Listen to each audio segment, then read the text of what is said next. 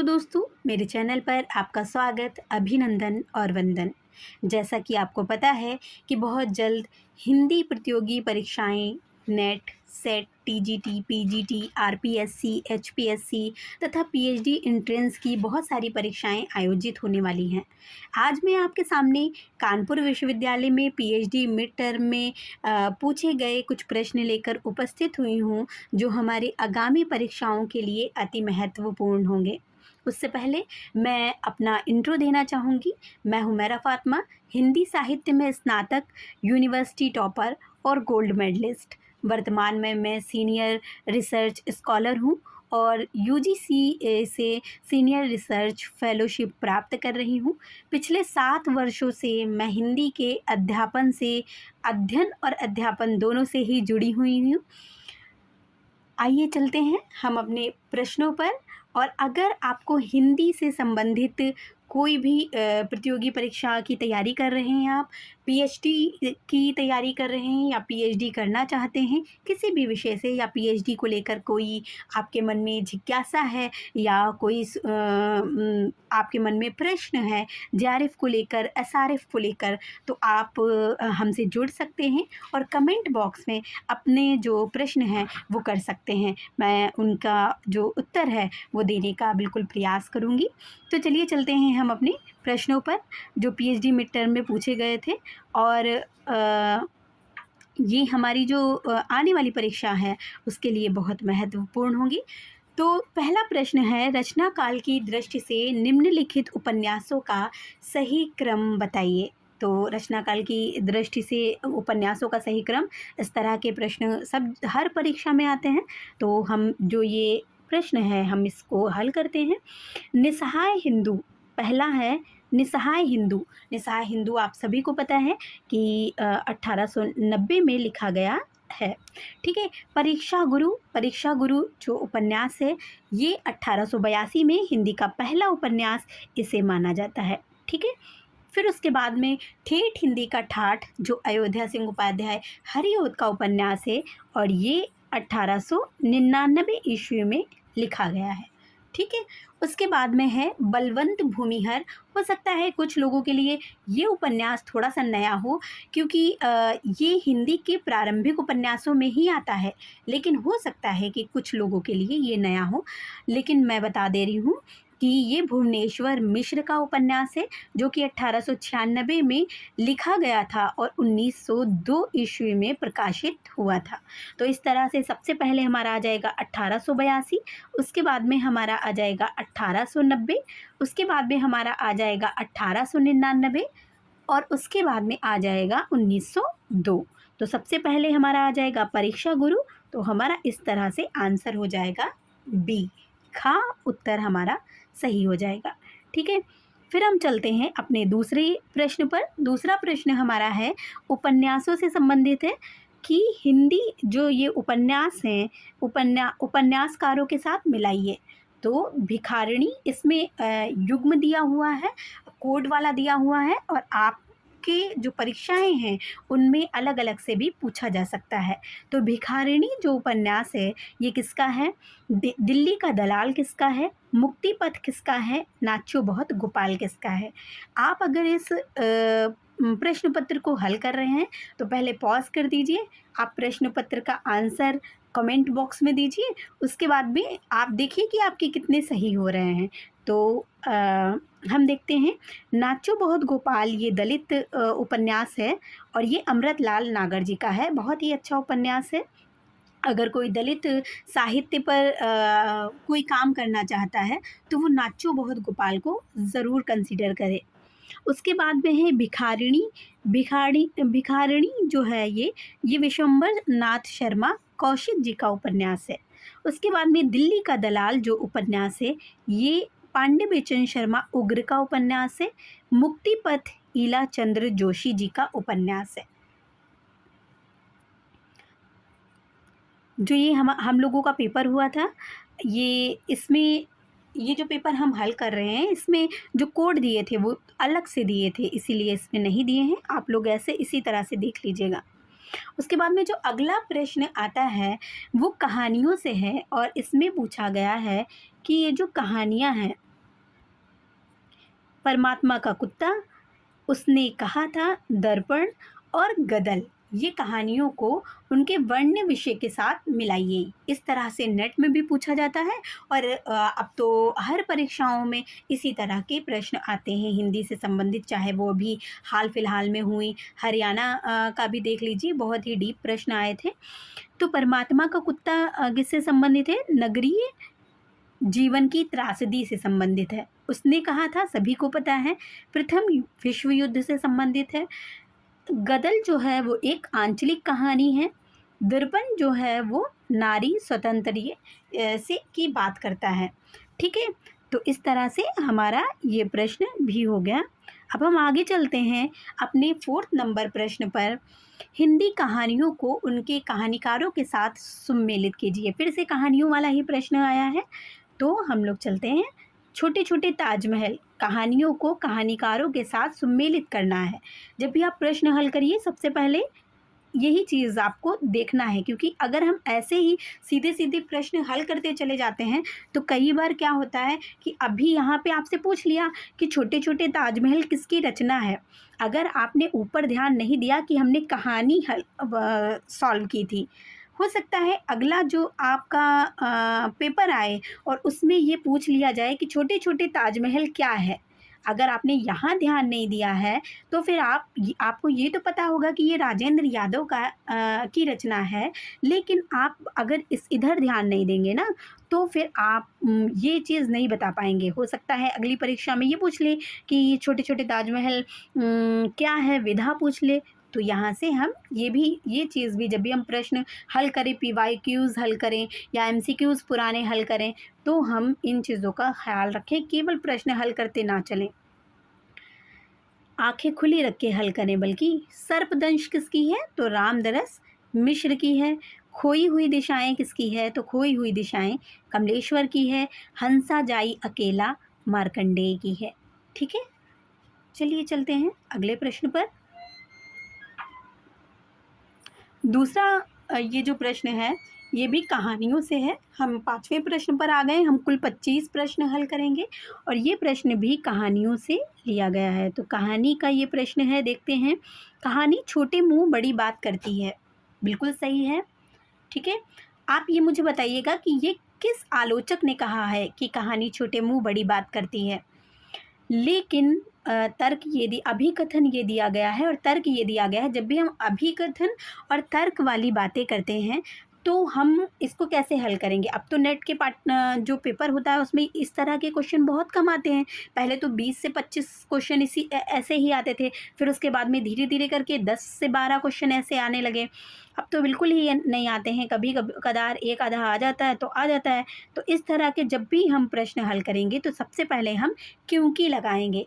तो कहानी छोटे मुंह बड़ी बात करती है, उसके बाद में क्योंकि, यहाँ पे लेकिन लगा हुआ है पहले से ही, परंतु मतलब लेकिन अपोजिट बात कर रहा है। ठीक है, यहाँ पे क्योंकि नहीं होगा। लेकिन इस तरह के जो भी प्रश्न होते हैं उनमें आप क्योंकि लगा के देखिएगा, तो आपका अगर प्रश्न सही बैठ रहा है तो वो बैठेगा। लेकिन यहाँ पे तो लेकिन लगा हुआ है, तो इसलिए हम इसको थोड़ा सा इरेज करते हैं। चलिए ठीक है, इरेज करते हैं। ठीक है, तो कहानी छोटे मुंह बड़ी बात करती है, ये किसने कहा है आप बताइएगा? बहुत प्रसिद्ध आलोचक ने कहा है। फिर उसके बाद में लेकिन यहाँ बता दिया, एक क्योंकि वाला होता है और एक लेकिन वाला होता है। तो लेकिन वाले में हमें क्या ध्यान रखना है? लघु आकार के कारण कहानी जीवन की समग्रता एवं सामाजिक बोध को व्यक्त नहीं कर पाती। बिल्कुल गलत है, क्योंकि लघु आकार कहानी का भले ही हो, लेकिन वो जो कहानी जिस चीज़ को उठाती है वो पूरा बोध हमें दे देती है, उसकी सामाजिकता की, उसके जीवन की, जिन पात्रों को उठाती है उनके जीवन की पूरी बोधता का जो चित्रण है वो कहानी करती है। इसलिए ये इसका जो आंसर हो जाएगा वो ए सही हो जाएगा और आर गलत हो जाएगा। ठीक है, तो 5वें प्रश्न का आंसर है ए सही और आर गलत। ठीक है, हम चलते हैं अपने छठे क्वेश्चन पर। और छठा जो क्वेश्चन है उसमें ये कहा गया है कि जो चंद्रगुप्त नाटक है, चंद्रगुप्त नाटक से कथन का प्रश्न आया है कि संसार भर की नीति और शिक्षा का अर्थ मैंने यही समझा कि आत्मसम्मान के लिए मर मिटना ही दिव्य जीवन है। ये कौन कहता है? तो ये कहता है चंद्रगुप्त। ठीक है, कहता है, ये चाणक्य से कहता है कि आर्य, संसार भर की नीति और शिक्षा का अर्थ मैंने यही समझा है कि आत्मसम्मान के लिए मर मिटना ही दिव्य जीवन है। किससे कहता है ये भी आपको ध्यान रखना है, चाणक्य से कहता है। ठीक है, और उसके बाद में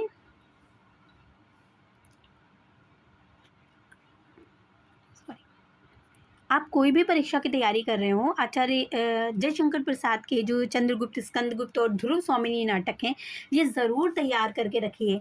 इसकी जो भूमिका है, इसके जो पात्र हैं, इनकी जो सन है, वो सब कुछ आप तैयार करके रखिए, क्योंकि ये तो कोई भी परीक्षा आप देने जा रहे हो, ये तो इम्पॉर्टेंट है ही, वो तो पूछा ही जाएगा। तो इसलिए अगर आप को चाहिए तो चंद्रगुप्त, स्कंदगुप्त और ध्रुव स्वामिनी, ये तीनों नाटक मैं एक साथ ही करा दूँगी। चंद्रगुप्त नाटक क्रम लगाने को आया है, इस तरह के प्रश्न तो बहुत आते हैं। तो हम सबसे पहले देखते हैं, कामना 1927 में प्रकाशित हुआ, स्कंदगुप्त 1928 में प्रकाशित हुआ, चंद्रगुप्त 1931 में प्रकाशित हुआ और ध्रुव स्वामिनी 1933 में प्रकाशित हुआ। हमारा आंसर सही हो जाएगा डी। ठीक है, फिर उसके बाद में ये एक प्रश्न आ गया है, ये लोक नाट्य से प्रश्न है। ठीक है, ये किससे प्रश्न है? लोक नाट्य से। ये लोक नाट्य से प्रश्न है और इसमें ये कहा गया है कि कौन सा कथन गलत है। सबसे पहले हमें देखना पड़ेगा कि सही पूछा है कि गलत पूछा है। तो इसमें पूछा है कि कौन सा कथन जो है वो गलत है। ठीक है, तो तमाशा महाराष्ट्र का लोकनाट्य है, बिल्कुल सही है। रामलीला उत्तर प्रदेश का लोकनाट्य है, बिल्कुल सही है। नौटंकी बिहार का लोकनाट्य है।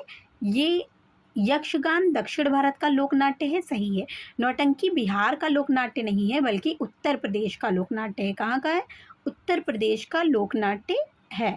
ठीक है, अब आप कहेंगे कि हम हिंदी साहित्य के हम लोकनाट्य क्यों पढ़ें? जब भी आप नाटक पढ़िए, जब भी आप नाटक पढ़िए तो सबसे पहले आप ये पढ़िए कि उसमें कार्य अवस्थाएं कितनी हैं। सबसे पहले तो आप पढ़िए कि नाटक के कितने रूप होते हैं, कितने भेद होते हैं, उसमें रूपक होते हैं और उसमें कितने कितनी जो रूपक भी होते हैं, तो उसके अंतर्गत भी क्या क्या होता है, दृश्य होते हैं, श्रव्य होते हैं, उस तरह के प्रकार पढ़िए। क्योंकि जब आप तैयारी कर रहे हैं तो आप अच्छे से तैयारी करिए। उसके बाद में आप अर्थ कार्य अवस्थाएं पढ़िए, अर्थ प्रकृतियाँ पढ़िए। उसके बाद में उन दोनों को मिश्रित जो हैं वो भी पढ़िए। उसके बाद में आप नायिका भेद पढ़िए कि नायिका कौन कौन सी नाटक में होती हैं। उसके बाद में आप नायक पढ़िए कि नायक कौन कौन से होते हैं। उसके बाद में आप ये पढ़िए कि जो भारतेंदु युग है उसमें जो रंगशालाएँ या थिएटर की स्थापना हुई तो वो क्या हुई? तो वो भारतेंदु युग की रंगशालाएँ, थिएटर जो भी हैं उनको पढ़िए, तब जाके आपका नाटक जो है वो कंप्लीट होगा। तो हम चलिए चलते हैं, देखते हैं। और हम लोग क्या करते हैं, नाटक को ही बस रट के चले जाते हैं।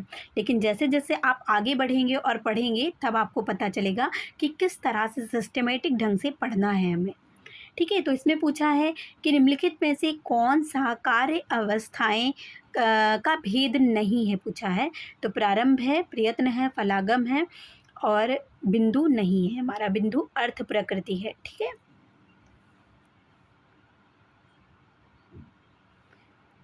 उसके बाद में 10वां प्रश्न है कि किस कृतिकार आलोचक ने कहानी को माइनर विधा कहा है? तो नामवर सिंह ने कहा है। ठीक है, ये जो मैं प्रश्न का उत्तर दे रही हूँ ये मैं अपनी तरफ से नहीं दे रही हूँ, बल्कि जो विश्वविद्यालय ने आंसर की निकाली थी मैं उसके हिसाब से दे रही हूँ। ठीक है, तो आप इसके लिए कंफ्यूज मत होइए कि इसमें ये नहीं है, ये है। कहाँ तक वे वास्तविक अनुभूतियाँ हैं, कहाँ तक रमणीय कल्पना है, यह नहीं कहा जा सकता। महादेवी वर्मा के विषय में उक्त कथन किस आलोचक का है? तो ये जो कथन है ये आचार्य रामचंद्र शुक्ल जी का है। ठीक है, शुक्ल जी का ये कथन है। चलिए 12वें प्रश्न पे जाते हैं कि हिंदी जाति की अवधारणा, हिंदी जाति की अवधारणा किसकी है? ठीक है, हिंदी जाति की अवधारणा किस के प्रस्तावक आलोचक कौन है? तो डॉक्टर राम विलास शर्मा है, हिंदी जाति की अवधारणा। ये जाति शब्द आप याद रखिएगा, ठीक है? अभी मैं इसको लेकर एक चीज़ बताऊँगी आपको। उसके बाद में अगला जो प्रश्न है वो है 13 नंबर प्रश्न। डॉक्टर नामवर सिंह कृत किस आलोचना पुस्तक के अध्यायों के शीर्षक छायावादी कवियों की पंक्तियों के अंश पर ही आधारित हैं? तो इसमें कौन सी आधारित है? ये है छायावादी कवियों से संबंधित छायावाद। छायावाद जो इनकी ये रचना है, इसमें कुल 12 अध्याय हैं और इन 12 अध्यायों का जो प्रारंभ है वो किसी न किसी कवि की, छायावादी कवि की रचनाओं पर ही अध्याय का नामकरण किया गया है। जो अध्याय है वो प्रथम रश्मि नाम से है, जो कि पंत की कविता पर है। केवल केवल मैं, एक कर दे पृथ्वी आकाश, पल पल परिवर्तित प्रकृति वेश, देवी माँ सहचरी प्राण, जागो फिर एक बार, कल्पना के कानन की रानी, रूप विन्यास, पद विन्यास, खुल गए छंद के बंध, जिनके आगे राह नहीं, तथा परंपरा और प्रगति। ये जो 12 अध्याय हैं ये नामवर सिंह ने अपनी छायावादी कवियों की जो पंक्तियों के आधार पर छायावाद शीर्षक में लिखा है अपनी रचना में, ठीक है? ये आपके लिए एक नया प्रश्न था और ये आपके काम भी आएगा, क्योंकि अब बहुत डीप प्रश्न पूछने लगे हैं। कोई भी परीक्षा हो, सब में बहुत डीप प्रश्न आने लगे हैं, तो हमें भी अपनी तैयारी को थोड़ा और बेहतर बनाने के लिए इधर भी ध्यान देना होगा। ये देखिए एक अच्छा प्रश्न है कि riddle of the universe, radical of the universe या रिडल ऑफ द यूनिवर्स का शुक्ल जी ने विश्व प्रपंच शीर्षक अनुवाद पुस्तक की मूल चेतना क्या है? यहाँ पे ये नहीं पूछा कि शुक्ल जी ने रिडल ऑफ द यूनिवर्स का जो अनुवाद किया है वो किस शीर्षक से किया है, ये नहीं पूछा। ये पूछते तो सीधा सीधा हम बता देते। इसमें पूछा है कि मूल चेतना क्या है, तो इसकी चेतना है वैज्ञानिक चेतना, ठीक है? जिसमें ज़्यादा समय नहीं है लेने वाला है, मैं बस फटाफट से उसमें बताती हूँ।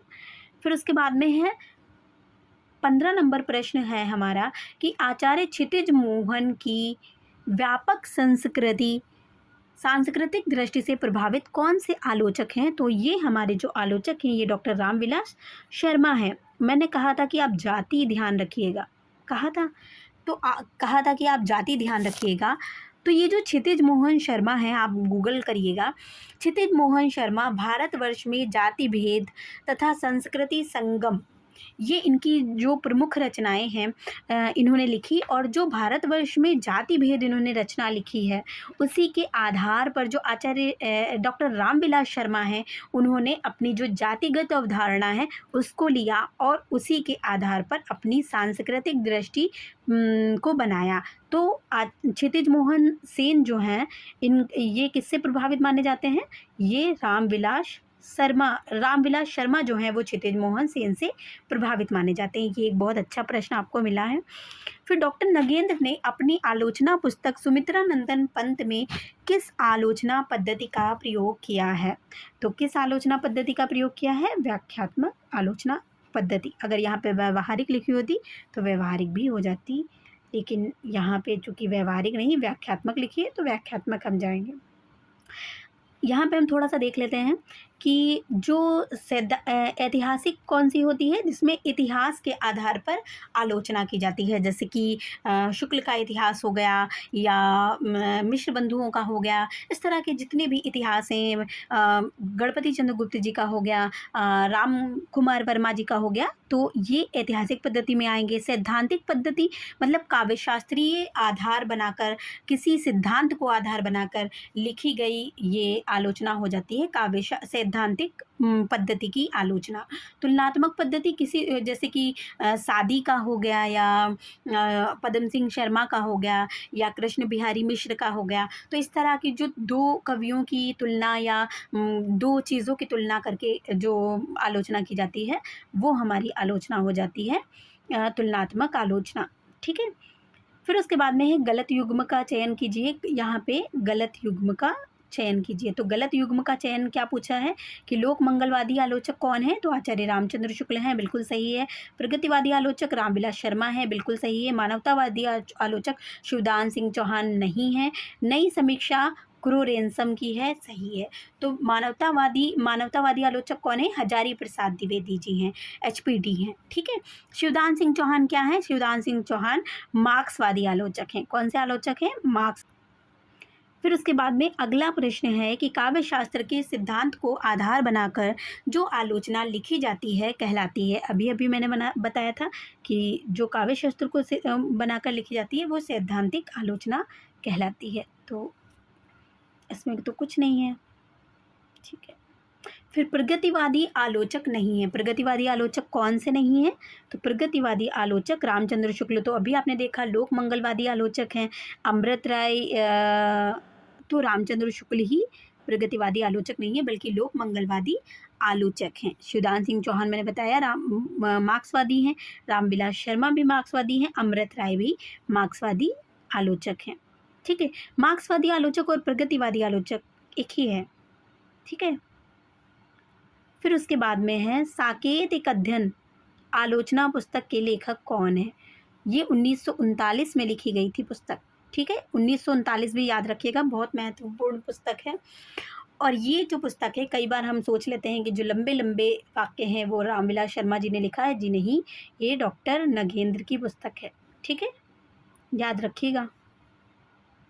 फिर 21 नंबर प्रश्न है कि निम्नलिखित में से जानकी देवी बजाज 1946 में प्रकाशित आत्मकथा कौन सी है।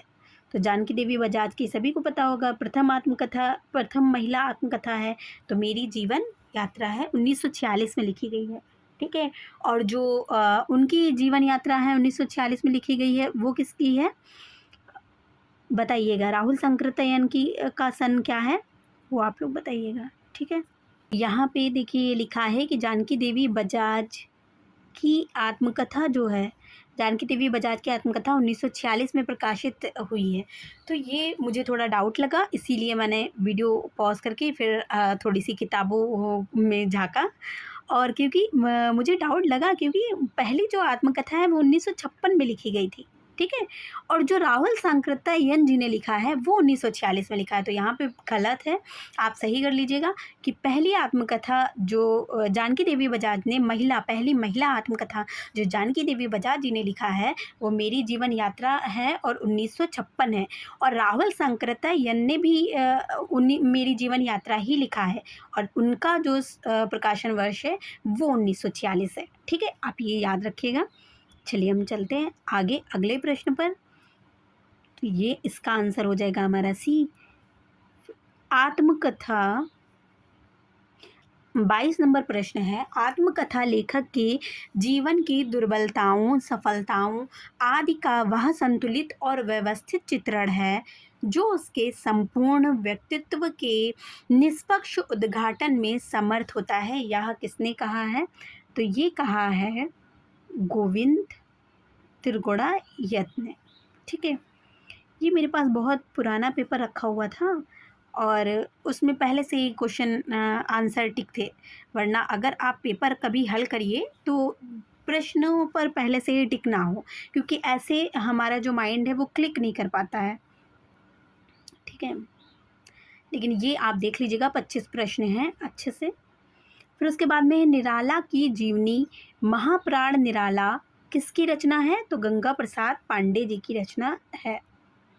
मनमथ नाथ गुप्त द्वारा रचित भगत सिंह पर कौन सी जीवनी लिखी गई है, तो इनमें से कोई नहीं आंसर होगा, क्योंकि क्रांति दूत भगत सिंह और उनका युग ये सुधीर विद्यार्थी की जीवनी है, ठीक है। किसकी जीवनी है, सुधीर विद्यार्थी की जीवनी है, ठीक है। ये देखिए आप लोग नोट कर लीजिएगा कहीं। मृत्युंजय सरदार भगत सिंह ये राजशेखर व्यास के ऊपर है, राजशेखर व्यास ने लिखा है भगत सिंह के ऊपर। और युग दृष्टा भगत सिंह और उनके मृत्युंजय पुरखे वीरेंद्र सिंधु की ये है। और वीरेंद्र सिंधु कौन है, भगत सिंह जी की भतीजी हैं वीरेंद्र सिंधु, ठीक है। और ये जो मनमथ नाथ गुप्त ने जो भगत सिंह के ऊपर जीवनी लिखी है उसका नाम है भगत सिंह एक महान क्रांतिकारी, ठीक है। 25 नंबर हमारा जो प्रश्न है ये चला गया ऊपर। 25 नंबर जो प्रश्न है और इसमें पूछा गया है कि राहुल सांकृत्यायन के द्वारा जिनका मैं कृतज्ञ हूँ, गद्य विधा किस विधा की रचना है? गद्य जो रचना है ये किस विधा की रचना है? ये संस्मरण है राहुल सांकृत्यायन का। ठीक है, तो ये थे हमारे 25 प्रश्न। आशा करती हूँ कि आपको ये 25 प्रश्न की जो प्रश्नोत्तरी है ये अच्छी लगी होगी, और अगर अच्छी लगी हो तो हमारे चैनल को सब्सक्राइब कर लीजिए। आपकी तैयारी में हमारा चैनल और प्रौढ़ता प्रदान करेगा। ऐसे ही और कंटेंट के लिए हमारे चैनल को सब्सक्राइब कर लें तथा बेल आइकन को भी प्रेस कर लें ताकि आने वाली वीडियोस के नोटिफिकेशन आप तक सबसे पहले पहुँचे। धन्यवाद।